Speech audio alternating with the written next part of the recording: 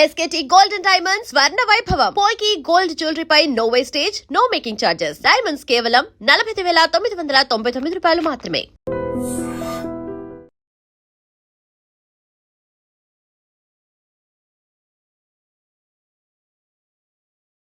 సింగడి కుప్పం. ఆ కుప్పాలంటే తమిళ్లో కుప్పం అంటే గ్రామం అని అర్థం. సో జాలర్లు బేసిక్గా ఫిషర్మెన్ కమ్యూనిటీ వాళ్ళు కుప్పాల్లాగా ఫామ్ అయి ఉండేవాళ్ళు సముద్రం ఒడ్డున. సో తెలుగు ఫిషర్మెన్కి తమిళ్ ఫిషర్మెన్కి గొడవలు వచ్చేది అప్పుడప్పుడు. జ్యూరిస్డిక్షన్, నువ్వు మా ఏరియాలోకి వచ్చావు, నేను మీ ఏరియాలోకి వచ్చాను అనే ఇష్యూలో గొడవలు అయ్యేది. సో ఒకసారి ఒక పెద్ద గొడవ అయింది, చాలా పెద్ద గొడవ అయింది తమిళ్ వాళ్ళకి తెలుగు వాళ్ళకి. సో ఏంటి, నార్మల్గా ఈ ఫిషర్మెన్ ఎట్లా ఉంటారంటే they will be so ferocious. ఏదైనా గొడవ వచ్చిందంటే ఇక బరిసెలు ఈటెలు తీసుకొని మర్డర్ చేసుకోవడం.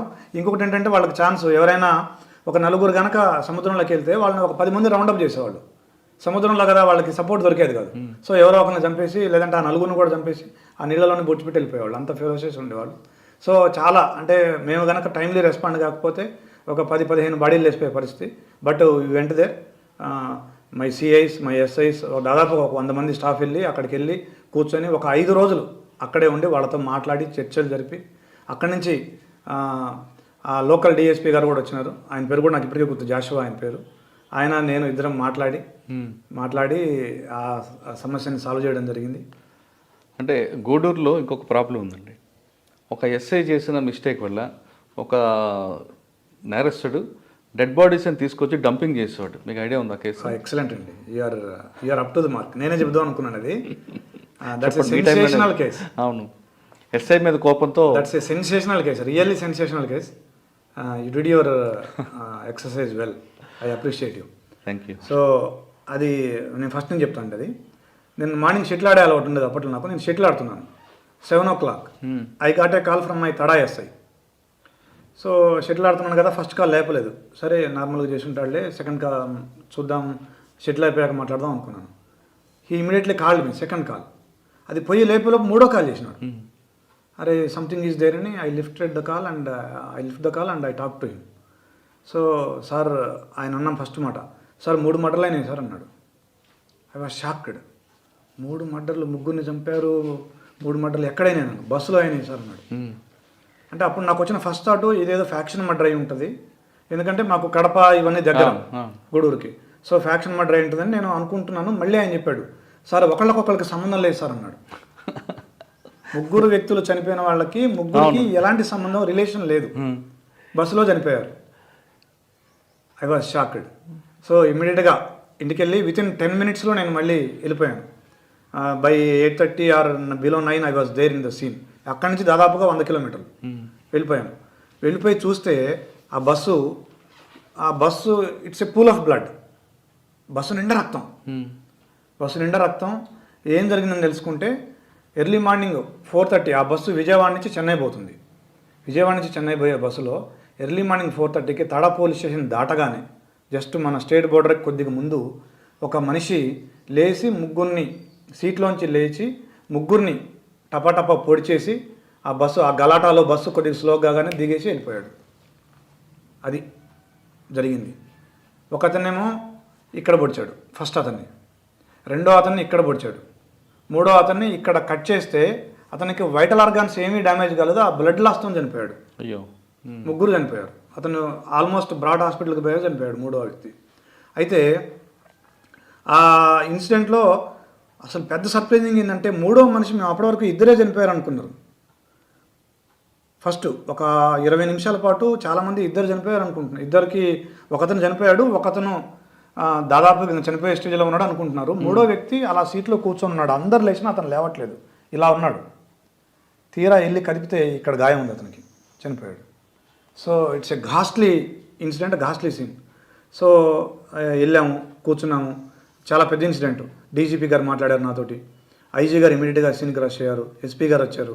సో అప్పటి వరకు రకరకాల వార్తలు, పుకార్లు. ఒకళ్ళు అంటే మేము అడిగాము బస్సులో ఉన్న వాళ్ళని, ఎలా ఉన్నాడు ఏంటంటే ఎర్ర చొక్కా వేసుకున్నాడని చెప్పారు సంబడి.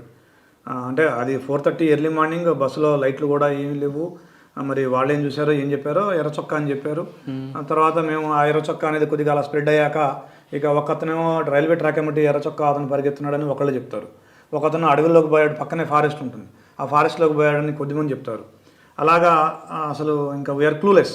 సో దగ్గరలో ఉన్న లాడ్జీలు చెక్ చేయడం, చెన్నై వైపు ఒక టీం పంపడం, విజయవాడ వైపు ఒక టీం పంపడం, రైల్వే స్టేషన్ వైపు ఒక టీం పంపడం, తర్వాత రైల్వే ట్రాక్ వైపు ఒక టీం పంపడం, దగ్గరలో ఉన్న ఫారెస్ట్కి స్వయంగా మ్యాన్ హంట్ కోసం మేము వెళ్ళడం, ఇలాగ ఇవన్నీ చేస్తూ ఉన్నాము.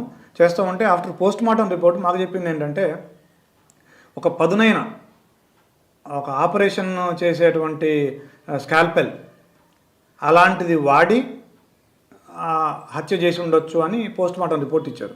చాలా చాలా పదునుగా ఉంటుంది, సన్నగా ఉంది. మాకు ఇంజరీ చూస్తే ఇంతే ఉంది, జస్ట్ 1 ఇంచ్ 30 ఇంచ్ ఉంది.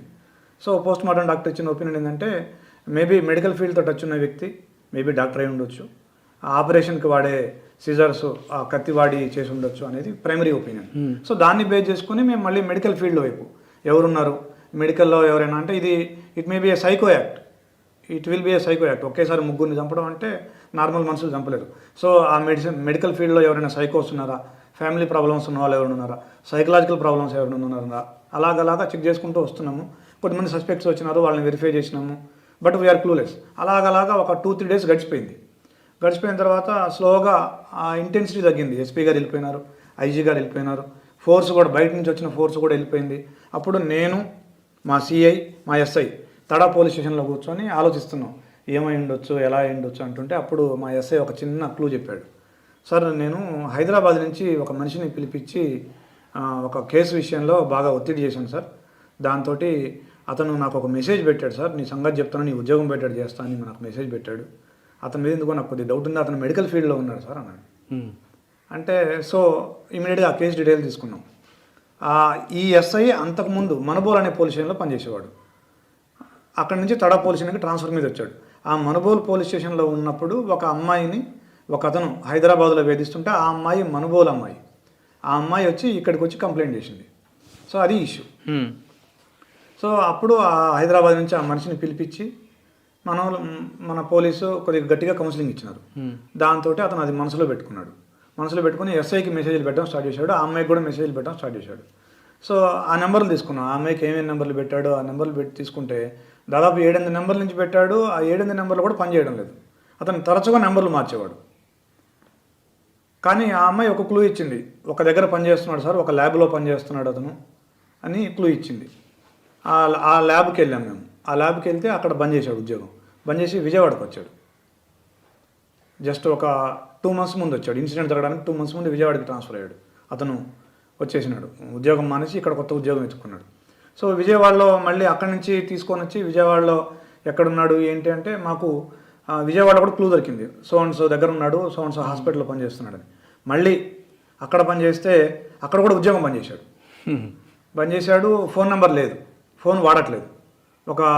ఒక ఫ్రెండ్ ఉన్నాడు, అతనికి కొద్దిగా దగ్గరగా ఉండే వ్యక్తి ఉన్నాడు, అతన్ని పట్టుకున్నాక ఒక నెంబర్ ఇచ్చినాడు. ఒక నెంబర్ ఇస్తే ఆ నెంబరు ఇప్పుడు పనిచేస్తుంది ప్రజెంట్గా, బట్ ఎక్కడ ఉంటున్నాడో తెలియదు. ఒక నెంబర్ నుంచి ఒక వారం రోజుల క్రితం కాంటాక్ట్ చేసినాడు, ఇన్సిడెంట్ జరగడానికి వారం రోజుల ముందు. అప్పటి నుంచి ఆ నెంబర్ స్విచ్ ఆఫ్ పెట్టుకొని మళ్ళీ ఇతనితో కూడా టచ్లో లేడు, ఉద్యోగానికి కూడా రావట్లేదు, ఇల్లు తెలియదు. సో ఎలాగా మళ్ళీ మొదలుపెట్టాము, టీమ్స్ ఫామ్ చేసినాము, సెర్చ్ చేసినాము. సో మెడికల్ ఫీల్డ్ అని తెలుసు. సో కొద్ది క్లూ ఇచ్చినాడు, సార్ ఏదో మెడికల్ షాపులో పనిచేస్తున్నట్టుంది అతను అని చెప్పినాడు వాళ్ళ ఫ్రెండ్. సో మెడికల్ షాపులు. సో తీరా ఒక 3-4 days తర్వాత ఆ నెంబర్ యాక్టివేట్ అయింది, మాకు ఇచ్చిన number. So we're able to, ఇంకా అప్పటికి ఇంత పిన్ పాయింట్ మాకు టెక్నాలజీ లేదు, బట్ వైల్డ్ గెస్లో తోటి ఒక 3-4 kilometer రేడియస్లో మాకు వచ్చింది అతని ఏరియా. ఆ 3-4 kilometerల ఉన్న ఏరియాలో మెడికల్ షాపులు చెక్ చేస్తున్నాం మేము. ఒక మెడికల్ షాప్లోకి, సే ఫర్ ఎగ్జాంపుల్ ఇదంతా ఒక మెడికల్ షాప్ అనుకోండి, మేము ఎంటర్ అవుతున్నాం. మేము ఎంటర్ అవుతూ ఉన్నప్పుడే ఒక మనిషి ఫ్రీజ్ అయిపోయాడు మమ్మల్ని చూసి. So we immediately went there and we caught him. మాకు తెలుసు, అతని ఫోటో ఉంది మా దగ్గర. సో పట్టుకున్నాము, అతని రెసిడెన్స్ని ఇల్లు ఎక్కడ పదా అని తీసుకెళ్తే అతని ఇంట్లో ఆ రోజు ఆ ఇన్సిడెంట్ అయిన తెల్లారి ఈనాడు పేపర్లో పెద్ద హెడ్డింగ్, సైకో కత్తికి 3 బలి, అలాంటి, అది ఎగ్జాక్ట్ నాకు గుర్తులేదు ఆ హెడ్డింగ్. ఆ హెడ్డింగ్ తోటి ఒక 1/2 page న్యూస్ వచ్చింది. ఆ న్యూస్ ఐటమ్ని కట్ చేసుకొని దాచుకొని పెట్టుకున్నాడు అతను. అతను రూమ్ సెట్ చేస్తే మాకు దొరికింది అది. సో తీసుకొని వచ్చినాము. తర్వాత మేము ఇంట్రాగేషన్ చేసినాము. మేము ఇంట్రాగేషన్ చేస్తే అతను ఫస్ట్ ఒప్పుకోలేదు. కానీ తర్వాత ఎందుకు చేసావు ఏంటి అంటే మొత్తానికి ఒప్పుకున్నాడు. అతను చెప్పిన మోటివ్ ఏంటంటే, సార్ నేను ఫస్ట్ ఎస్ఐని చంపాలనుకున్నాను సార్, కానీ ఎస్ఐ దగ్గర గన్ ఉంటుంది కదా, మళ్ళీ నన్ను చంపేస్తారని భయపడి నేను ఎస్ఐ ఉద్యోగం పోగొట్టాలనుకున్నాను. ఎస్ఐ ఉద్యోగం పోగొట్టాలంటే ఏం చేయాలంటే, ఏదైనా సెన్సేషనల్ మర్డర్ కేసు చేస్తే ఎస్ఐ ఉద్యోగం పోద్ది, సస్పెండ్ అవుతాడా లేదా డిస్మిస్ అవుతాడని చెప్పేసి ఈ పని చేశానని చెప్పాడు. కావాలని తడా పోలీస్ స్టేషన్ జ్యూరిస్డిక్షన్కి వచ్చినప్పుడు లేచి బస్సులో ఈ పని చేశాడు. అయితే మాకు ఇందులో ఒక విషయం లింక్ అవ్వలేదు. ఇన్సిడెంట్ అయింది 4 o'clockకి. మేము షాప్స్, అతన్ని పట్టుకున్న షాపులో, అతను వర్క్ చేసే షాపులో, మెడికల్ షాపులో సీసీ కెమెరాస్ చెక్ చేస్తే by 10:30 or 11 o'clock he was there in the shop. 7 గంటలే ఉంది గ్యాప్. 4 o'clock తడ, 11 o'clock విజయవాడ. వెనక్కి వచ్చేవచ్చు కదండి. అంటే ఎలా వచ్చాడు అనేది అంత ఫాస్ట్ ట్రైన్ ఎగ్జాక్ట్లీ. మేము అది మేము we're unable to link it up.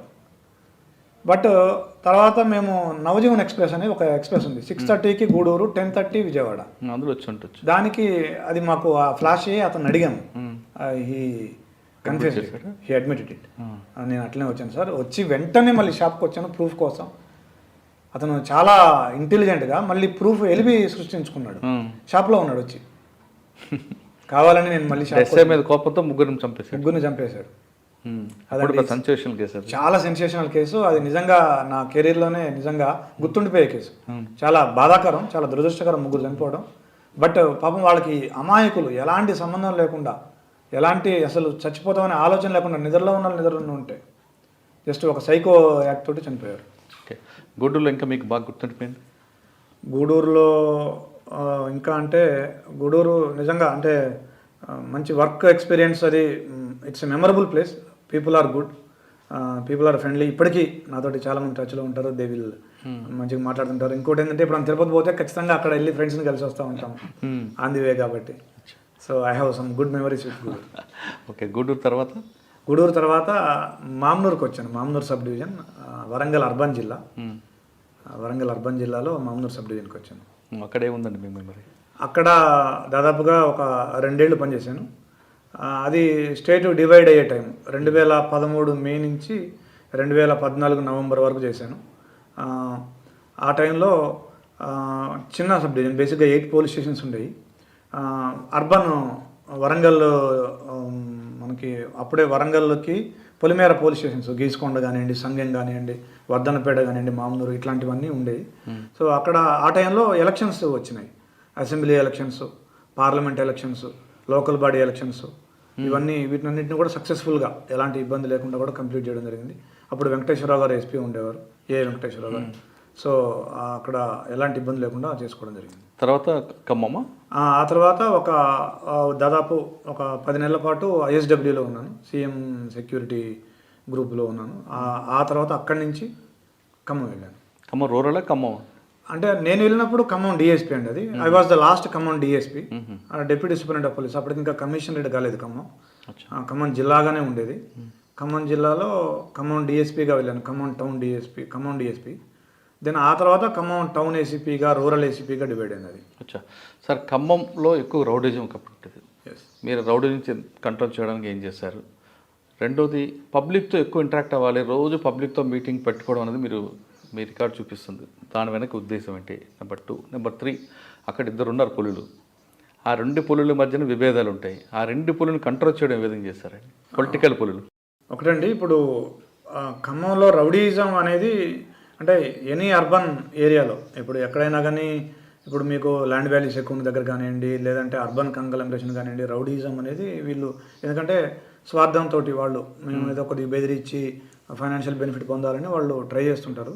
So ఎప్పుడైతే మనం ఇంపార్షియల్గా ఉండి క్విక్గా, ఇప్పుడు మన దగ్గరికి ఎవరైనా ప్రాబ్లంతో వచ్చే వాళ్ళకి మనం లీగల్గా మనం జస్టిస్ చేయగలుగుతామో అప్పుడు ప్రజలకి మన మీద నమ్మకం వస్తుంది. సో ప్రజలకు మన మీద నమ్మకం వచ్చినప్పుడు వాళ్ళు అప్పుడు రౌడీల దగ్గరికి పోవడం తగ్గిపోతుంది. నెంబర్ 1. నెంబర్ 2 ఏంటంటే, రౌడీలకు కూడా మనం we have to instil some fear in them.